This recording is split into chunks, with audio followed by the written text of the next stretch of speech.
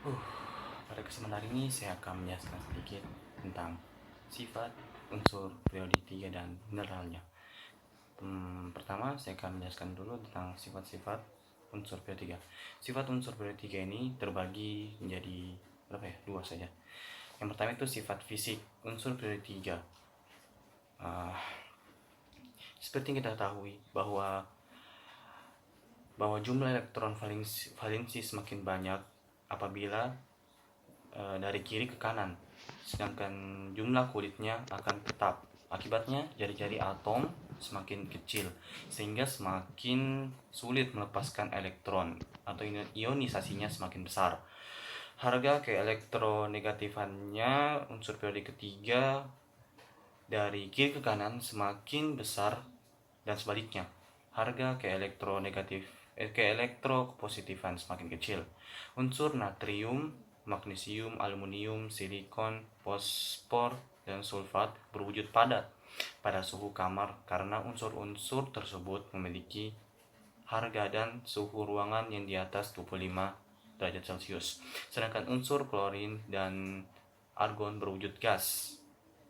Dalam periode ketiga ini, letak logam di sebelah kiri, maka letak logam di sebelah kiri. Makin ke kiri sifat logam itu semakin reaktif. Kemudian sifat-sifat kimianya ini. Sifat kimia di sini sebenarnya dibagi lagi. Sifat pertama itu sifat reduksi dan sifat pengoksidasi. Pertama itu ada natrium. Natrium itu merupakan reduksi yang reaktif terhadap air.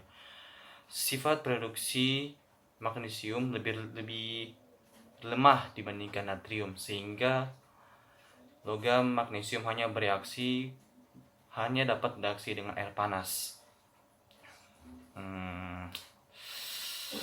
Sedangkan silikon memiliki sifat reduksi yang lebih lemah dibandingkan aluminium sehingga silikon ini yang bereaksi dengan oksidator kuat seperti oksigen dan klorin. Unsur-unsur periode ketiga seperti natrium, magnesium, dan aluminium merupakan unsur logam, sedangkan unsur-unsur fosfat, sulfur, dan klorin merupakan unsur non-logam. Adapun silikon merupakan unsur yang memiliki sifat peralihan antara unsur logam dan unsur non-logam, sehingga disebut unsur metaloid atau semi-logam. Argon termasuk golongan gas mulia yang bersifat insert, yaitu sulit bereaksi. Kemudian dari sifat asam basa. Sifat asam berkaitan dengan sifat non-logam, sedangkan sifat basa berkaitan dengan logam. Sifat basa atau sifat asam dari suatu unsur bergabung. Ya, dari suatu unsur bergabung pada konfigurasi elektron dan harga ionisasi unsur tersebut. Dari sini kita lihat sifat basa ini yang intinya dari sifat basa itu semakin dari kiri ke kanan sifat basa unsur periode ketiga semakin lemah.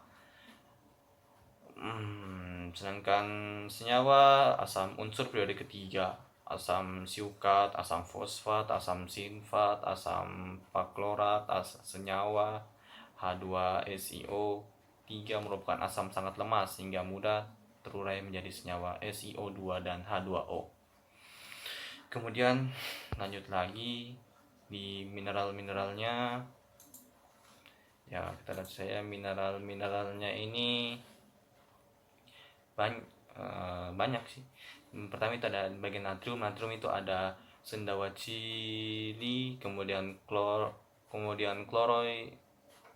kriolit dan biji silikat. Kemudian ada magnesit, ada dolomit, gieserit, garam Inggris, dan asbes, kemudian karnalit. Habis itu ada aluminium yang terdiri dari kriolit, bauksit, korundum, kaolin, dan itu. Kemudian ada silikon, itu ada pasir kuarsa dan tanah liat.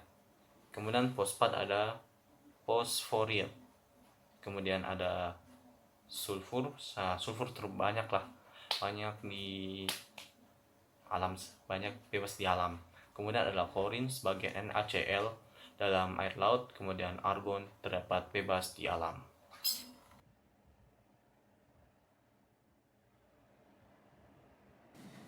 Selanjutnya, pembuatan unsur periode ketiga. Yang pertama, natrium. Natrium dibuat melalui proses Daun, yaitu elektrolisis leburan NaCl. Persamaan reaksinya, 2 NaCl menghasilkan 2 Na tambah Cl2. Yang kedua, magnesium. Magnesium dibuat dengan elektrolisis lelehan garam kloridanya dan pemanasan oksidanya dengan karbon. Persamaan reaksinya, magnesium oksida tambah karbon menghasilkan magnesium tambah karbon monoksida. Yang ketiga, aluminium. Aluminium dapat diperoleh melalui proses Hall, yaitu biji bauksit Al2O3NH2O dimurnikan dengan menambah NaOH dan HCl sehingga diperoleh Al2O3. Persamaan reaksinya, Al2O3 tambah 2 NaOH menghasilkan 2 NaAlO2 tambah H2O. Selanjutnya, 2 NaAlO2 tambah HCl menghasilkan AlOH 3 kali tambah NaCl. Selanjutnya, AlOH 3 kali menghasilkan Al2O3 tambah 3 H2O. Al2O3 yang diperoleh kemudian disaring dan dilelehkan, kemudian dielektrolisis sehingga menghasilkan persamaan reaksi di anoda 3O2- menghasilkan O2 tambah 6 elektron minus. Di katoda 2Al3 plus tambah 6 elektron minus menghasilkan 2Al. Sebelum dielektrolisis, ditambahkan kriolit NaAlF6 untuk menurunkan titik leleh Al2O3 dan sebagai pelarut bauksit. Yang keempat, silikon. Silikon diperoleh melalui reduksi pasir SiO2 dengan karbon dalam tanur listrik. Yang kelima, fosfor. Fosfor diperoleh melalui proses Waller, yaitu memanaskan campuran fosforit, pasir, dan karbon pada suhu 1300 derajat Celcius dalam tanur listrik dan hasilnya disimpan dalam air karena mudah terbakar. Persamaan reaksinya, 2Ca3PO4 tambah 6 SiO2 tambah 10 C menghasilkan 6 CaSiO3 tambah 10 CO tambah P4. Yang keenam, sulfur.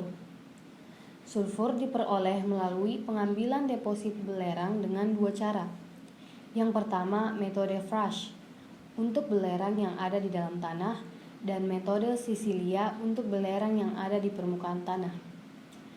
Pembuatan H2SO4 ada dua cara. Yang pertama, proses kontak dengan bahan baku SO2, katalisnya F2O5, dan proses bilik timbal dengan bahan baku SO2, katalisnya uap nitroso atau campuran NO dan NO2. Yang ketujuh, klor. Untuk pembuatan klor sudah dijelaskan oleh kelompok sebelumnya yang menjelaskan materi unsur golongan halida. Yang kedelapan, argon. Argon diperoleh melalui destilasi udara cair.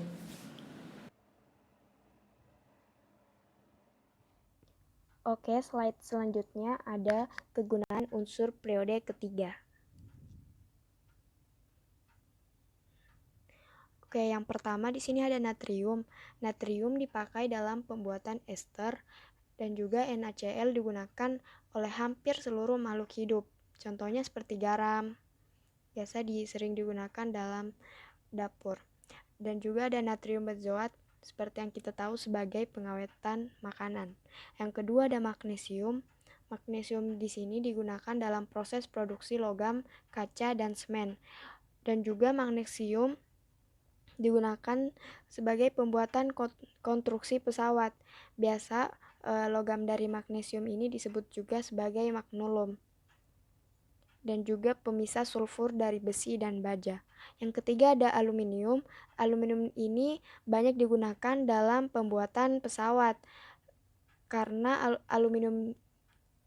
bahan dari aluminium tersebut ringan dan juga gampang dibentuk. Aluminium juga banyak digunakan sebagai konstruksi bangunan dan digunakan dalam berbagai macam alloy. Yang keempat ada silikon. Silikon dipakai dalam pembuatan kaca, apalagi terutama dipakai dalam pembuatan semikonduktor. Semikonduktor juga disebut sebagai bahan setengah penghantar listrik. Silikon juga digunakan untuk membuat alloy bersama aluminium, magnesium, dan tembaga. Yang kelima ada fosforus, untuk membuat asam fosfor tentunya, dan juga untuk membuat dinding dan kepala korek api. Senyawa fosfor juga digunakan untuk produksi gelas pada lampu natrium. Yang keenam ada sulfur, biasa dipakai sebagai bahan dasar asam sulfat dan juga digunakan dalam baterai. Dipakai juga pada fungisida dan pembuatan pupuk. Yang ketujuh ada klorin. Klorin di sini digunakan untuk menghilangkan tinta dalam proses daur ulang kertas dan juga digunakan untuk membunuh bakteri pada air minum. Dan klorin juga bermanfaat di berbagai macam industri. Yang kedelapan ada argon. Argon di sini sebagai lapisan pelindung pada berbagai macam proses dan juga untuk mendeteksi sumber air tanah dan dipakai dalam roda mobil mewah agar ketika membawa dengan kecepatan tinggi mobil tersebut masih stabil. Oke, lanjut.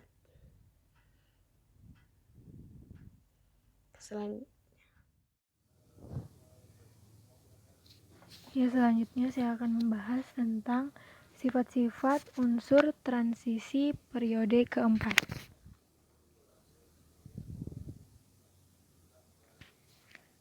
Jadi, logam-logam yang ada di unsur transisi periode keempat yaitu skandium, titanium, vanadium, kromium, mangan, besi, kobalt, nikel, tembaga, dan seng. Yang pertama saya akan membahas tentang sifat-sifat logam yang ada pada unsur transisi periode keempat. Sifat yang pertama yaitu keras, kecuali tembaga yang bersifat elastis dan lembut, kemudian tahan panas, kemudian elektropositif. Jadi elektropositif ini merupakan lawan dari elektronegatif, di mana elektropositif adalah kemampuan suatu atom untuk melepaskan elektron di kulit terluarnya untuk membentuk ion positif.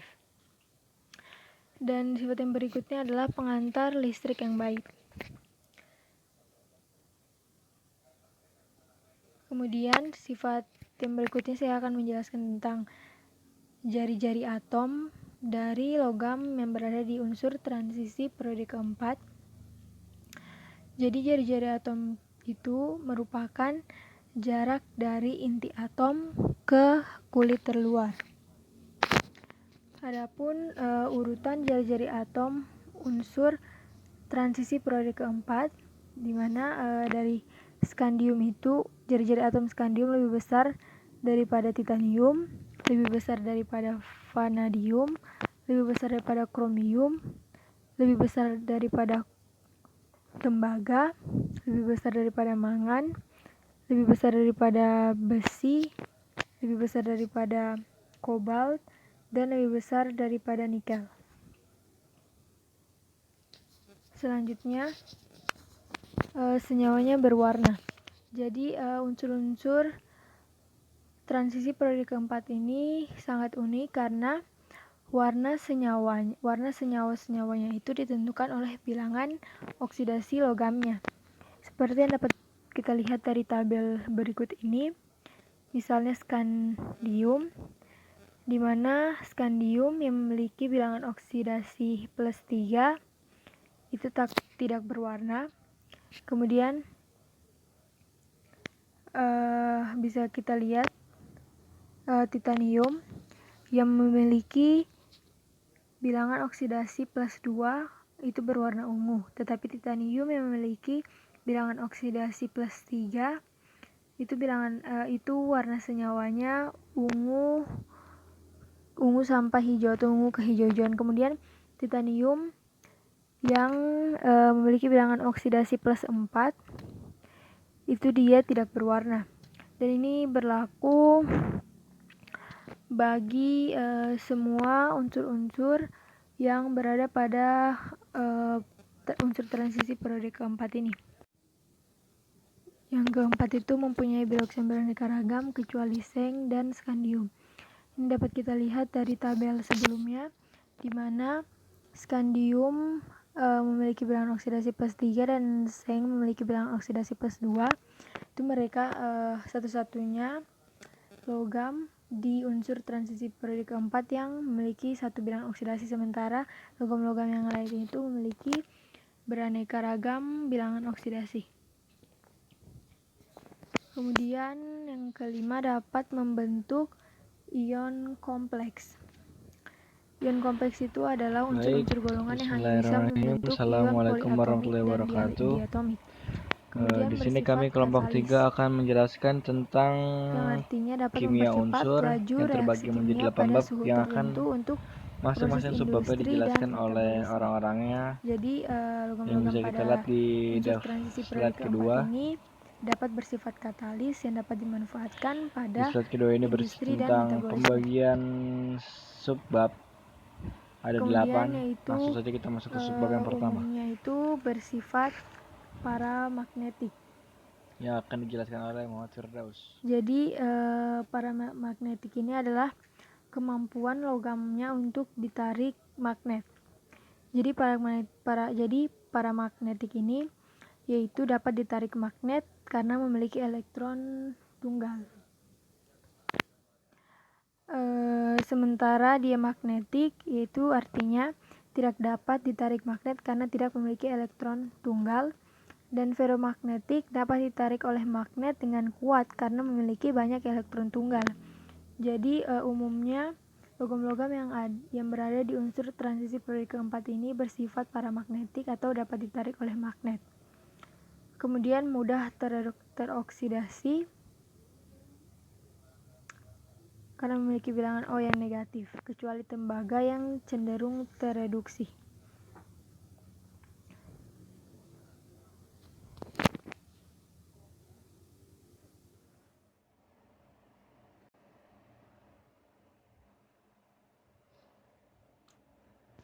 Bismillahirrahmanirrahim. Assalamualaikum warahmatullahi wabarakatuh. Nah, di sini saya akan menjelaskan tentang proses pembuatan logam transisi periode keempat sampai dengan proses tanur tinggi. Nah, langsung saja ke proses pembuatannya. Yang pertama yaitu sebagian besar logam transisi terdapat di alam dalam bentuk senyawa. Hanya sebagian kecil terdapat dalam keadaan bebas seperti emas, perak, dan sedikit tembaga. Pada umumnya terdapat dalam bentuk senyawa sulfida dan oksida. Oleh karenanya, senyawa ini sukar larut dalam air. Contohnya seperti Fe2O3, Cu2S, NiS, ZnS, dan MnO2. Selanjutnya yaitu pengolahan logam dari biji disebut dengan metalurgi. Biji adalah mineral atau benda alam lainnya yang secara ekonomis dapat diambil logamnya, karena logam banyak terdapat dalam bentuk senyawa, oksida, atau sulfida, maka prosesnya selalu reduksi.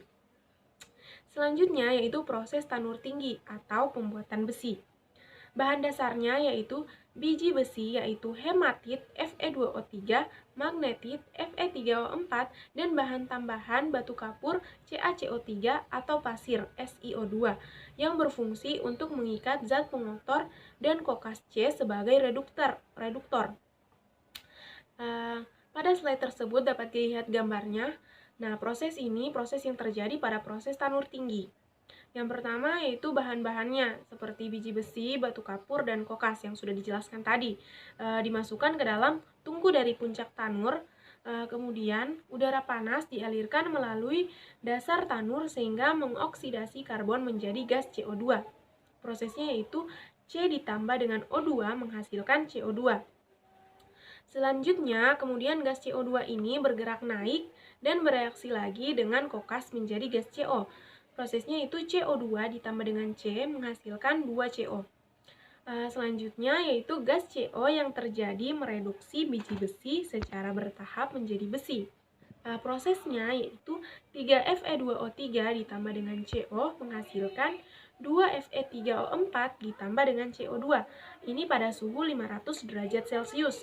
Selanjutnya yaitu Fe3O4 ditambah dengan CO menghasilkan dengan 3FeO ditambah dengan CO2. Ini pada suhu 850 derajat Celcius. Selanjutnya yaitu FeO ditambah dengan CO menghasilkan dengan Fe ditambah dengan CO2. Nah, yang ini pada suhu 1000 derajat Celcius. Nah, besi yang terbentuk berwujud cair turun ke bawah mengalir melalui dasar tungku. Zat pengotor yang tercampur dalam biji besi seperti SiO2, P4O10, dan Al2O3 diikat oleh CaO yang berasal dari penguraian batu kapur pada suhu tinggi. Prosesnya yaitu CaCO3 menghasilkan CaO ditambah dengan CO2. Ini pada suhu 800 sampai 900 derajat Celcius. Selanjutnya, CaO mengikat zat pengotor dengan reaksi CaO ditambah dengan SiO2 menghasilkan CaSiO3. Selanjutnya itu 6 CaO ditambah dengan P4O10 menghasilkan 2 Ca3. Nah, ini pada suhu 1200 derajat Celcius.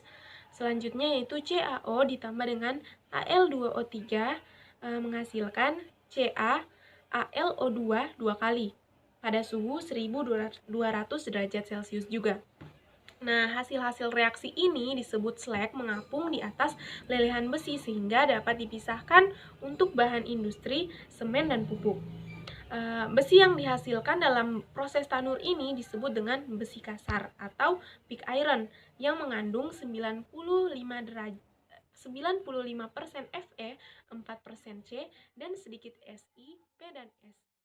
Bismillahirrahmanirrahim. Assalamualaikum warahmatullahi wabarakatuh. Baik, saya akan melanjutkan materi ke-6 yakni proses bersemar sampai kobalt. Proses bersemar atau yang sering kita gunakan untuk membuat baja dibuat dari besi kasar dengan prinsip mengurangi kadar karbon dan unsur-unsur yang ada di dalamnya yang lain. Dan prosesnya adalah yang pertama, besi kasar dibakar dalam alat konverter bessemer. Kemudian yang kedua, dari lubang-lubang bawah dihembuskan udara panas sehingga karbon dan unsur-unsur lain terbakar dan keluar gas. Kemudian setelah beberapa waktu, kira-kira sekitar 1/4 jam, dihentikan lalu dituang dan dicetak. Kemudian proses pembuatan tembaga. Tembaga sendiri terdapat di alam dan dalam bentuk senyawa Cu2S atau Cu2O. Kemudian proses pengolahan tembaga dimulai dari biji tembaga dilakukan dalam urutan yang pertama. Biji tembaga dinaikkan konsentrasinya dengan proses pengapungan atau flotasi, lalu dikenakan proses pemanggangan, maka terjadi proses reduksi intramolekuler dan diperolehlah tembaga. Tembaga yang diperoleh sendiri belum murni, tetapi sudah dapat digunakan untuk keperluan seperti pipa, bejana, dan lain-lain.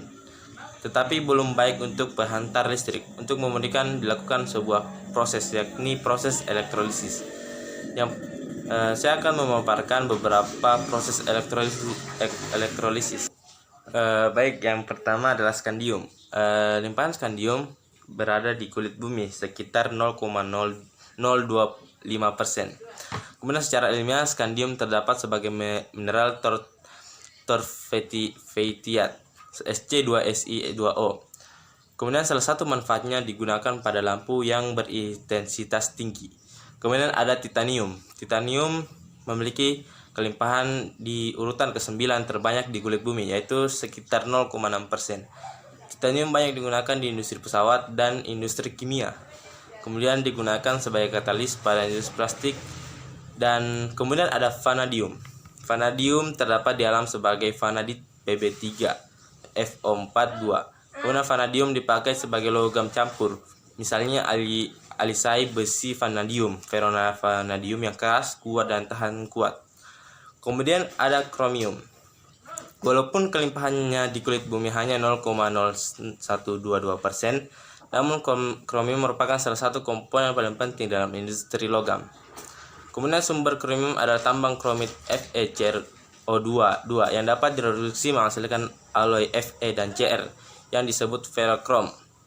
Kemudian ada mangan. Di alam, mangan terdapat dalam bentuk senyawa seperti batu kawi atau pirolusit MnO2, sepat mangan MnO3 dan manganit Mn2O3H2O. Kemudian mangan banyak digunakan pada produksi baja dan umumnya sebagai alloy mangan besi atau ferromanganes. Kemudian proses elektrolisis berikutnya yakni besi. Di alam, besi terdapat dalam bentuk senyawa.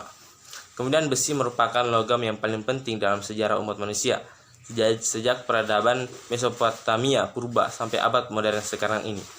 Kemudian ada kobalt. Di alam, kobalt terdapat dalam bentuk senyawa seperti kobalt glans, CoASS, lemacit, CO2S4 dan smalit, CoAS2. Seperti nikel, kobalt digunakan untuk membuat alias logam. Besi yang dicampur dengan kobalt mempunyai sifat tahan karat. Aliasi alloy yang menggunakan nikel dan kobalt yang terkenal adalah alnico, campuran Al, Ni dan Co yang mempunyai sifat magnet dan sangat kuat. Mungkin sekian dari saya. Selanjutnya akan dilanjutkan ke materi di sini saya ke-7. akan membawakan materi ke-7 yaitu tentang nama mineral unsur transisi ke periode 4. Langsung saja. Di sini ada beberapa tabel yang akan ditampilkan. Tabel-tabel berikut berisi tentang tabel yang pertama itu ada unsur, nama mineral dan rumus. Di yang tabel sebelahnya itu ada tabel nama mineral yang berisi tentang rumus biji dan nama biji. Seperti yang sudah dijelaskan tadi, apa itu biji. Di sini saya akan mengambil hanya 3 contoh yang saya sebutkan. Yang pertama ialah titanium. Itu nama unsurnya, dengan nama mineral yaitu ada 2. Yang pertama rutil dengan rumus nyawa TiO2, yang terus rumus nyawa kedua nama mineral keduanya adalah ilmenite dengan rumus kimianya sama. Itu tidak diketahui. Terus yang selanjutnya itu ada besi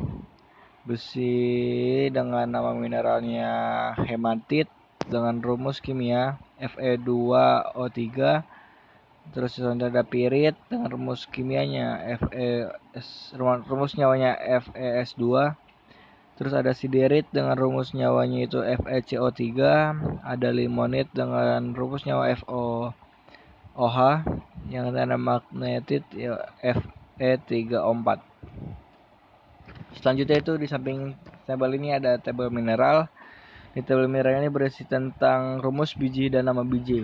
Seperti contoh ada fosforit dengan rumus bijinya Ca3 dalam kurung PO4 2 kali. Terus ada pasir kuarsa yaitu dengan rumus bijinya ada SiO2. Terus ada lagi garam batu dengan rumus bijinya NaCl. Terus ada lagi magnetit yang tadi dijelaskan Fe3O4. Terus ada lagi garam Glauber Na2SO4.10H2O. Lanjut ke slide selanjutnya. Di slide selanjutnya ini berisi tentang nama mineral dan unsur transisi periode keempat. Di sini ada beberapa nama proses dan kegunaannya. Di sini saya tidak akan menyebutkan semua, tapi saya akan menyebutkan salah satu. Mungkin teman-teman bisa menyimak di tabel berikut karena waktu juga nanti terpanjang videonya. Jadi yang saya sebutkan itu ya seperti fosfor dengan prosesnya itu Wolbers, yaitu reaksinya memanaskan campuran Ca3PO4 2 kali SiO2 dengan C dalam tanur tinggi bersuhu tinggi. Yaitu kegunaannya sebagai fosfor putih itu beracun. Kegunaannya ya sebagai bahan baku pembuatan H2PO4. Yang kedua ada fosfor merah, tidak beracun untuk bidang gesek korek api. Selanjutnya ada klorin. Klorin itu dengan nama reaksinya dia akan campuran gas reaks HCl dan udara dilahirkan melalui katalis CuCl yang dipanaskan sebagai bahan pemutih di pabrik kertas dan juga disinfektan pada kolam renang. Lalu yang terakhir yang saya akan sebutkan yaitu besi Fe dengan nama prosesnya yaitu tuner tinggi dengan reaksinya sebagai reduksi kokas atau karbon. Selain itu juga digunakan SiO untuk mengikat kotoran bersifat basa atau batu. Kapur CO2 digunakan untuk menghilangkan kotoran yang bersifat asam. Kegunaannya bahan konstruksi bangunan dan juga pembuatan baja. Oke, sekian dari saya. Slide selanjutnya.